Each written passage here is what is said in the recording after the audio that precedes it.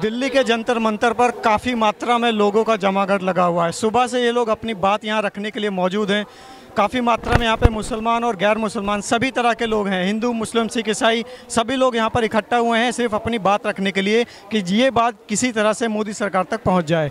गौ रक्षा के नाम पर होने वाले अत्याचार को लेकर यहाँ पे लोगों का प्रोटेस्ट है और जो भी गौ रक्षा को लेकर के लोग यहाँ पर इकट्ठा हुए हैं, अपनी राय देना चाहते हैं कि किस तरह बाकी लोगों को मारा जा रहा है। हमारे साथ काफ़ी लोग इकट्ठा हुए थे, काफ़ी लोगों ने अपनी राय दी है। अभी हम चलेंगे और भी लोगों से इस बारे में जानने के लिए। सर, अपना नाम बताइए। मेरा नाम मोहम्मद परवेज़ है।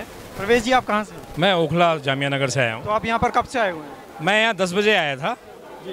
तो यहाँ पर जितने भी लोग इकट्ठा हुए हैं और जो लोग धरना दे रहे हैं, अपनी बात सरकार तक पहुँचाना चाह रहे हैं, हर इंसान की अपनी अलग राय है। आप किस तरह से सरकार को ये मैसेज देना चाहते हैं? देखिए, मेरा सिर्फ मोदी जी से ये सवाल है, वो अपनी माँ से बहुत मोहब्बत करते हैं।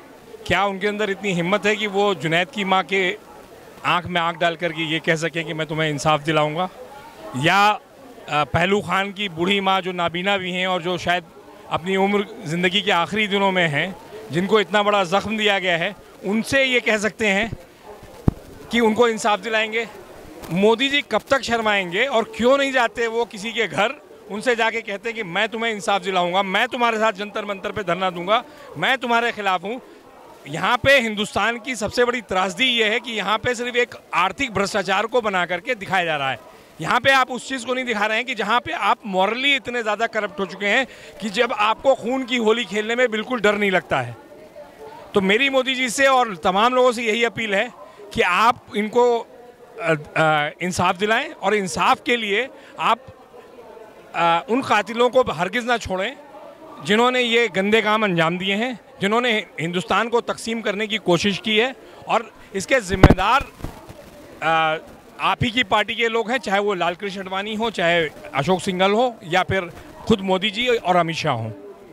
लोगों का कहना है कि जब से मोदी सरकार आई है तभी से ज़्यादा गुंडा राज बढ़ा है। देखिए, बहुत हद तक ये बात सही भी है, लेकिन मैं यहाँ पे जोड़ना चाहूँगा कि 1921 से जब से आरएसएस बनी है तब से वो लगातार इसी कोशिश में है कि वो इस तरह का जहर बोते जाएं।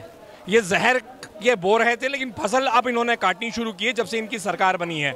ये 20 लोग अब तक मरे हैं और जो 20 लोग मरे हैं ये बहुत बड़ी तादाद नहीं है, लेकिन इसके ज़रिए जो ये मैसेज भेज रहे हैं कम्युनिटी के नाम, ये मुसलमानों को डराने की कोशिश। आज आप देख रहे होंगे मीडिया में आजकल ये चल रहा है कि जुनैद टोपी लगाए हुए था, रोज़े से था, हाफिज था, इसलिए मारा गया। कल की तारीख में कोई आदमी मुसलमान हो या कोई दूसरे मज़हब का हो, वो अपने रिलीजियस सिंबल के साथ ना तो ट्रेन में जाएगा, ना बाज़ार में जाएगा और ना कहीं और जाएगा। तो ये जो आतंकित करने की इनकी थ्योरी है, ये नाकाम होनी चाहिए। और इससे कोई फ़र्क नहीं पड़ेगा कि अगर आप किसी को मार रहे हैं तो उसको, जब उसका वीडियो मौजूद है, जैसे आप बात करें पहलू खान की, तो वहाँ पे 100 लोग मारते हुए दिखाई पड़े हैं। जब वो 100 लोग फोटो में, जब उनके वीडियो हैं, उनको सामने दिखाई पड़ रहे हैं कि 100 लोग मार रहे हैं, तो सिर्फ 9 लोगों के खिलाफ मुकदमा क्यों है? क्या बाकी जी मोदी के दामाद हैं जो उन्हें छोड़ दिया गया? लोगों में आक्रोश तो है ही, अलग अलग तरीके से लोग अपनी राय भी पहुंचाना चाह रहे हैं। सिर्फ यहाँ पर मुस्लिम ही नहीं, गैर मुस्लिम लोग भी मौजूद हैं। आप सर, अपना नाम बताइए। मेरा नाम अबरार है, मैं रायबरेली यूपी से आया हूँ। तो आप यूपी से, रायबरेली से सीधे यहाँ पर आए हैं? मैं रायबरेली सीधे यूपी से यहीं आया हूँ और मेरे कुछ साथी यहाँ दिल्ली में थे, उनको साथ में लेकर मैं जंतर मंतर पे आया हूँ। और जो गौरक्षक के नाम पे जो हिंदुस्तानियों पे जो ख़ास तबके पे एक जुल्म हो रहा है, चाहे वो जुनैद हो, चाहे वो अखलाक हो, उन्हीं के लिए मैं आया हूँ, उनके लिए मैं लड़ने आया हूँ। उनके ऊपर जो जुल्म हो रहा है, मैं उस जुल्म को मिटाने के लिए आया हूँ। और जो पूरा मेरे साथ समाज है, जो वो उसमें ज़रूरी नहीं कि वो उसमें हिंदू ही हो, मुसलमान, मेरे साथ सारे तबके के लोग खड़े हुए हैं। वो मुसलमान भी हैं, गैर मुस्लिम भी मेरे साथी सारे। और मैं तो यहाँ तक कहता हूँ, मुसलमानों से ज़्यादा गैर मुस्लिम हमारे साथ आए हुए हैं इस धरना प्रदर्शन में। तो काफ़ी लोगों का कहना है कि जब से मोदी सरकार आई है तभी से जो अत्याचार हैं और जितने भी ये लड़ाइयाँ हो रही हैं, सबसे ज़्यादा छिड़ी हुई है। जब से मोदी सरकार, भाजपा सरकार आई है 2014 से लेकर, उस वक्त से ये जुल्म और सितम हद से ज़्यादा बढ़ गया है। कोई भी इंसान, किसी भी तबके का इंसान, जो दलित तबका है, वो अक़लियत तबका है, वो अपने आप को महफूज नहीं महसूस कर पा रहा है। अकेले जाने में जब घर से निकलता है तो उसके माँ बाप मुतफक्किर रहते हैं और सोच में पड़े रहते हैं, मेरा लाल मेरा घर वापसी करेगा कि नहीं आएगा, घर वापस आ पाएगा कि नहीं आ पाएगा, कि उसकी लाश घर वापस आएगी। कहीं भी अपने आप को सुरक्षित नहीं महसूस कर पा रहे हैं किसी भी तबके के लोग। और जो एक ख़ास तबका है, इनको एक ख़ास नाम पे इन पे जुल्म कर रहा है, इनको निशाना बनाया जा रहा है। तो अब आपको क्या लगता है, आप लोग यहाँ पर कब तक रहेंगे? हम यहाँ 4-5 बजे तक रहेंगे, अपना विरोध दर्ज कराएंगे, उसके बाद हम लोग घर वापस जाएंगे।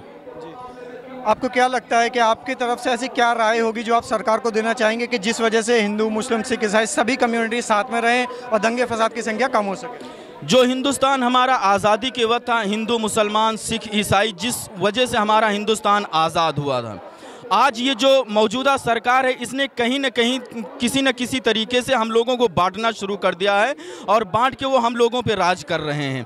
मैं यही चाहता हूं कि हर ज़ात के लोग, हर मज़हब के लोग यहाँ सुरक्षित महसूस हों और जो ये सरकार, मौजूदा सरकार है, ऐसा कानून बनाए। ट्वीट करने से कुछ नहीं होगा। ट्वीट मैं भी करूँगा, ट्वीट प्राइम मिनिस्टर भी करेंगे, वज़ीर दाखिला भी करेंगे, राष्ट्रपति भी करेंगे। ट्वीट करने से कुछ नहीं होगा, एक सख्त कदम उठाना है। अगर सख्त कदम उठ गया तो हम लोग सुरक्षित महसूस करेंगे। इसलिए कि जो अभी जुनैद का वाक़या हुआ था, उसको मारने में एक पुलिस वाला भी शामिल है। मुझे ताज्जुब हुआ ये बात सुनकर, जो हमारी सुरक्षा के लिए हैं वो हमारे मारने के लिए कैसे तैयार हो सकते हैं। एक ऐसा कानून बनाना होगा जिसकी वजह से हम सुरक्षित महसूस कर पाएंगे। आपको क्या लगता है वो कड़ा कदम क्या होना चाहिए? कड़ा कदम यानी कि कानून, ऐसा कानून बने कि जो इसमें सज़ा, जो जिसको सज़ा मिलनी है उसको फांसी की सज़ा मिलनी चाहिए, उसको जेल की सलाखों की सज़ा मिलनी चाहिए, ताकि दूसरे जो है वो उनको डर महसूस होगा। लोगों में काफ़ी आक्रोश है यहाँ पर। हर इंसान अपनी राय देना चाह रहा है कि किस तरह से गलत हो रहा है और किस तरह से इसको रोका जाना चाहिए। बने रहिए हमारे साथ इंडिया फायर न्यूज़ और देखते रहिए आगे आने वाली नई न्यूज़ को।